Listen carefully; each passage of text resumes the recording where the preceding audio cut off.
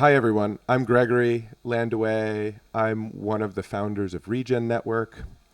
And I'm going to give a little talk about what needs to be true for the Cosmos ecosystem to be the home for refi or regenerative finance. I just came over in an Uber from the Sustainable Blockchain Summit, which is a parallel event taking place in which Protocol Labs and Cello and Solana and a bunch of other ecosystems are having this conversation about regenerative finance and tokenization of carbon credits and other things. So I have a lot of very fresh insights to share. It's like hot off the press. What needs to be true. So I'm gonna try in my 20 minutes to do three things. One is I'm gonna sort of explain WTF refi, in just at a high level. What are we even talking about here? And then the second thing that I'm going to talk about is a little bit about what Regen Network is actually doing, functionally and in terms of our business development cycle and, just the app chain that we're developing. What is it? But I want to kind of keep that brief because really what I want to talk to people in the ecosystem about is how we as a community need to approach being attractive for the regenerative finance movement, which is an enormously important movement for the planet and also for, I would argue for just financial viability of the blockchain world. Okay, so what's refi? It comes from this concept of regenerative finance.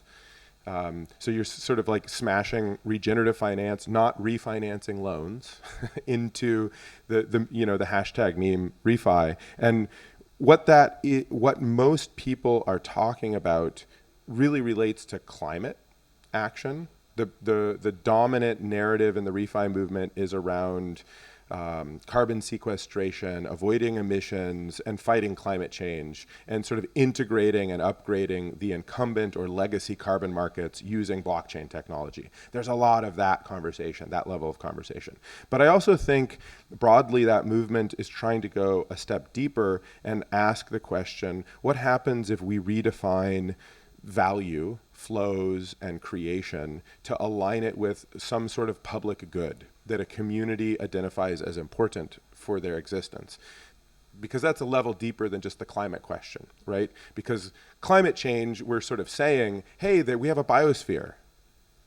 All of our lives depend on the biosphere. All of our industries depend on the biosphere. Our monetary system is sort of like a figment of our human imagination, and our human imagination depends on the biosphere functioning well.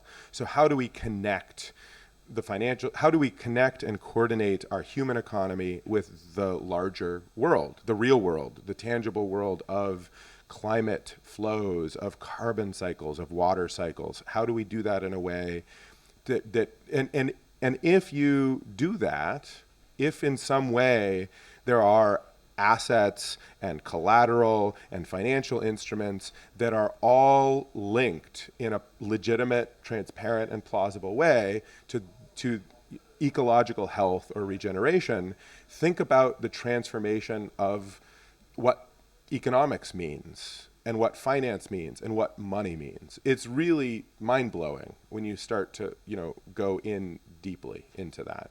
So refi, it's a huge deal in the rest of the crypto space right now. The Ethereum community has kind of glommed on to the Regen meme and refi, and there's a huge amount of activity. It's quite frothy. It's pretty hand-wavy. A lot of it isn't great, but it's like a thing. People are really pouring lots of money and time and energy into it. The same is true. Every ecosystem now is jostling to try to get in on the thing, because it somehow has to do with, I think, the kind of utopian roots of the blockchain movement.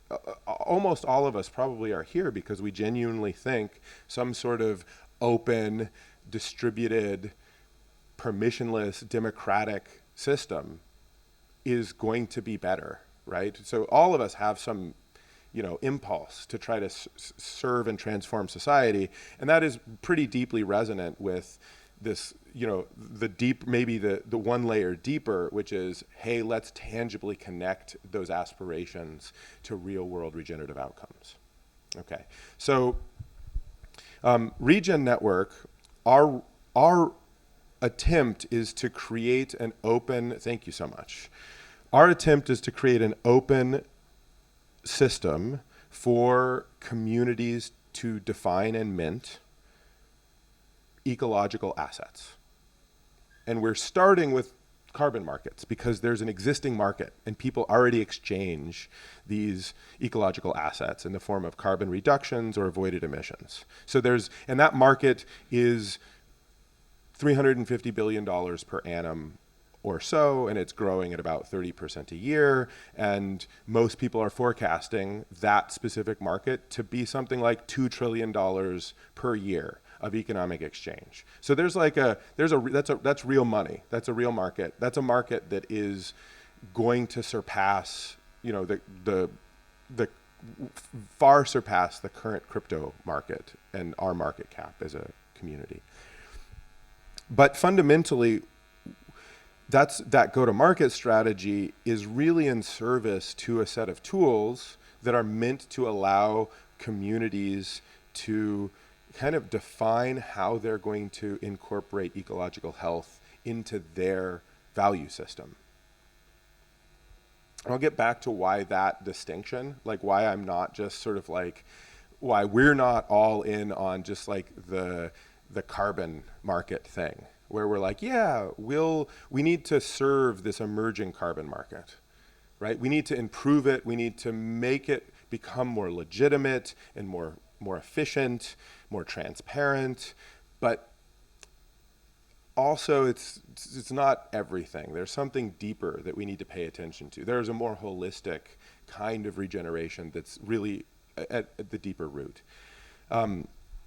So Regen Network currently has a structure in which the community can delegate the ability for someone to create a new credit class. And that credit class has to have a set of metadata, it has to sort of define the minting standards, whereby you're using science to say there's an outcome somewhere, like a carbon unit or a biodiversity unit or a water outcome. And we have more than 40 different projects all around the world doing some of the most inspiring things with eco-credits. Soil carbon sequestration, coral reef restoration, marine protection areas, blue carbon, kelp regeneration, seagrass, dugong conservation, salmon watershed regeneration. It is amazing. It's like astounding, the creative and powerful things. And these are, scientists from Yale or MIT and their indigenous communities from the Amazon, the spectrum of people who are trying to collaborate to innovate quickly. And one of the interesting things is that's because in the legacy system for carbon markets, it is incredibly claustrophobic. It is incredibly bureaucratic. It is incredibly just like constricted. And what we're trying to do is open up a creative space and say, put the community of actors in charge of defining their own minting standards. What is, and let the market decide the value. Markets are good at that. That's what they're for, So that's what we're building at Regen Network. There's a couple of other pieces which are important. We're trying to do some backwards compatibility with legacy institutions and markets. So that's why we've been super slow recently to get you all the Nature Carbon Ton. Apologies about that. We're building a bridge, and that's proven to be a little bit harder than we anticipated. So coming shortly, Regen Network is going to have a full-featured user experience that allows you to buy and sell and retire eco credits, to bridge existing carbon credits over from Polygon or Cello onto Regen and therefore into the Cosmos ecosystem, where they can then be used to yield farm on osmosis, or potentially, who knows, there might be other sort of fun financial applications that are coming. And there's also a user experience for people to go through the origination process. So to define a standard and to provide the data that backs that standard and to mint a new eco-credit directly into the marketplace, right, in a disintermediated way. The last thing I'll say about Regen is each of these credit classes, each credit is essentially a self-governing DAO, right? So that's the concept, right? I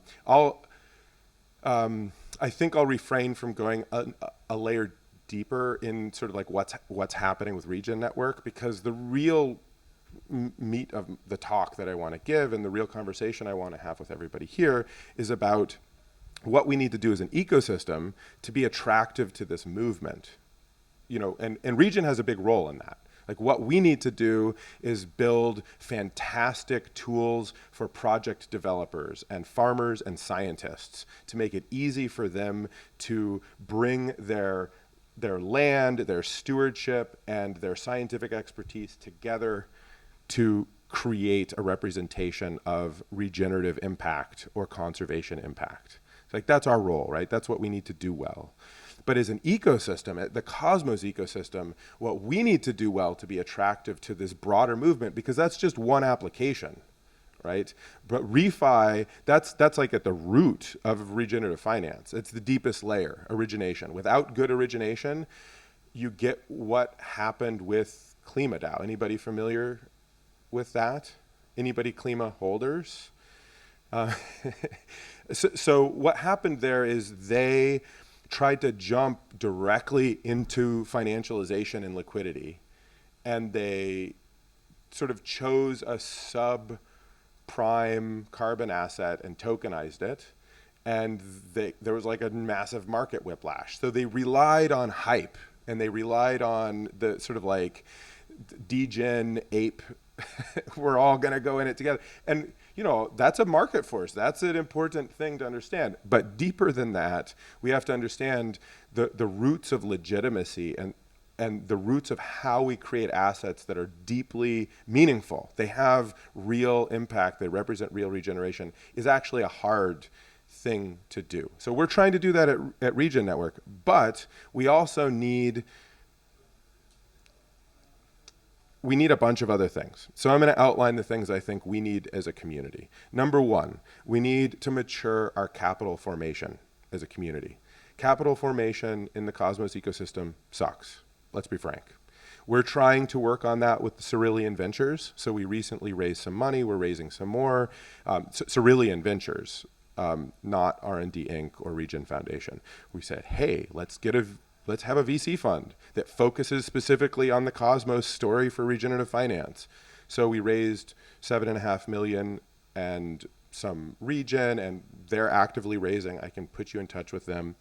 But it needs to be bigger and better than that. That's one organization. We need to be serious about capital formation in our community. We need to be able to deploy startup capital and follow-on rounds and make it attractive. We need to have capital formation attention around regenerative assets, right? In like Celo, their treasury, and MakerDAO now, those treasuries for backing stablecoins are super aggressive in trying to buy carbon credits and other regenerative assets, right? They're trying to market make.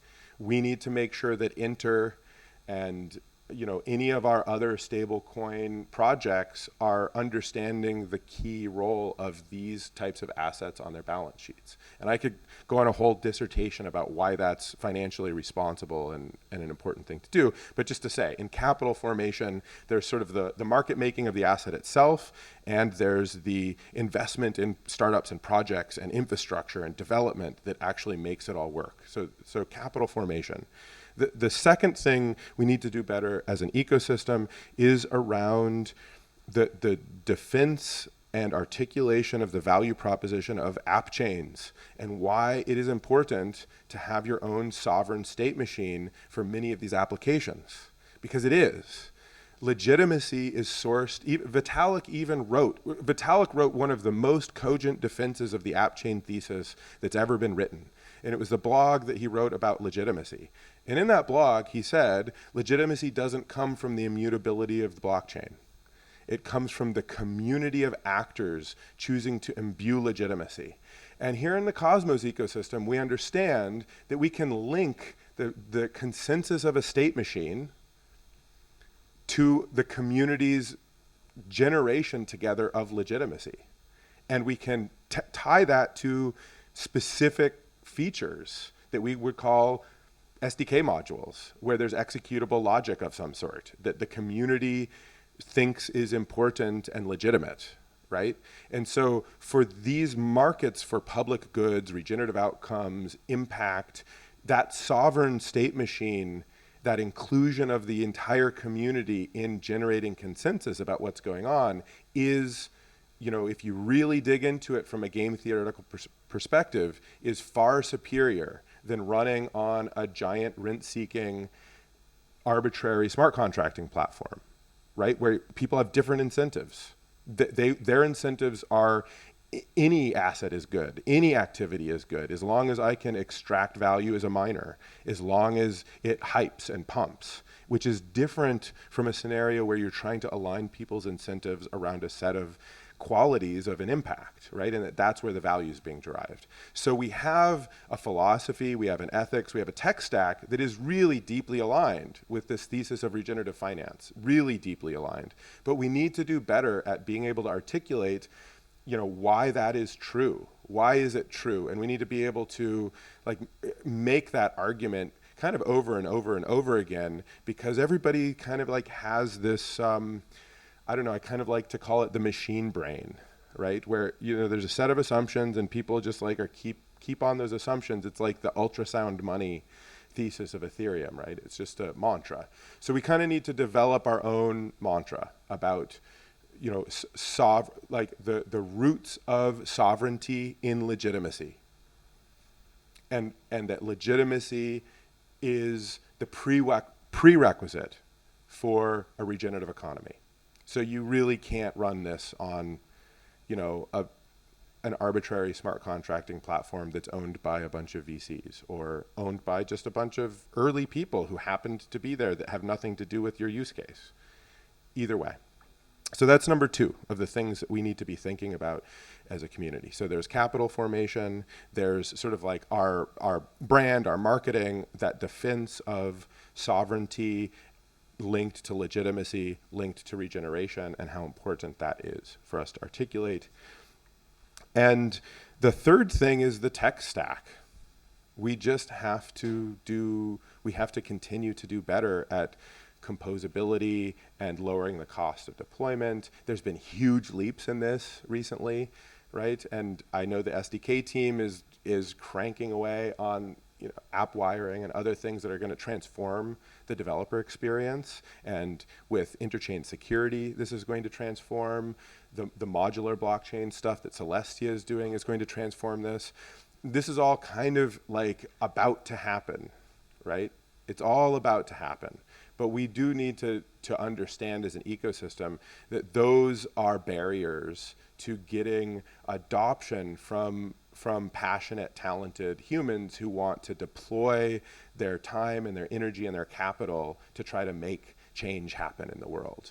Because let's face it, it is more expensive to do it in Cosmos. So while that is true, right, the capital formation, winning the meme war and winning the tech usability story, while we're still not quite there on the tech usability, we have to really, lean on these other 2, right? We have to be willing to fund and make it possible to receive funding and, and be generous and aggressive in making it an open, dynamic community and build on. We need to sort of subsidize that a little bit more aggressively than I think we are.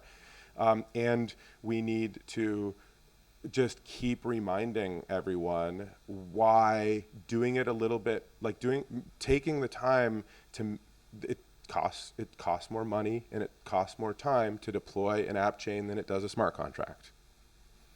Period. Full stop. Why is that important?